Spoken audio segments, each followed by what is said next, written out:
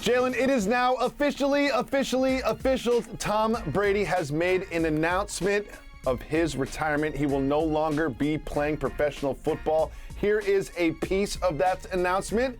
Quote, I have loved my NFL career, and now it's time to focus my time and energy on other things. My teammates, coaches, fellow competitors, and fans deserve 100% of me, but right now, it's best I leave the field of play to the next generation of dedicated and committed athletes. Jalen, I read every word of this long announcement. It mentioned the city of Tampa Bay, his Tampa Bay teammates, the coaches, the owner of Tampa Bay. Did not mention Bill Belichick, New England, the New England Patriots, or Robert Kraft. Jalen, why did he get petty with the announcement? So it's crazy how I've watched this dynamic play out in sports with these all-time great players as a fan and as a participant. Let me tell you what I mean. When you win championships for an organization and become somebody that's one of the all-time greats, yet you have a frosty relationship with that organization. You got to remember something. I played for Larry Bird, but it wasn't with the Celtics. It was with the Pacers. I played against MJ when he was with the Bulls, but I also played against him when he was with the Wizards.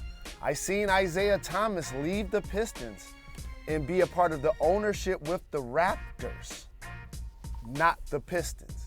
And so what ends up happening, how about LeBron James when he left Cleveland? And so you think as a player and as a fan that I'm gonna have this autonomy with the organization that I helped do so very many special things with. And all of a sudden you look back at your journey and you Tom Brady the GOAT and you're like, wait a minute. I was 20 years with the Patriots and I had to leave to prove myself. So once I get on that airplane, I'm off of them. Because the only way I'm gonna go to Tampa and win the championship is to pay attention to what's in front of me. See, I say this a lot and I want people not to go over somebody's head. There's a reason why the windshield is far larger than the rearview mirror. Because what's happening in front of you is way more important than what's happening in the past.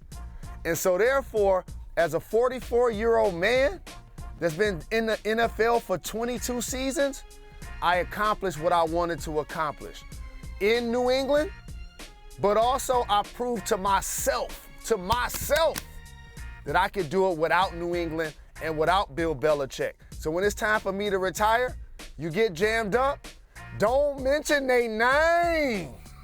And he didn't do it.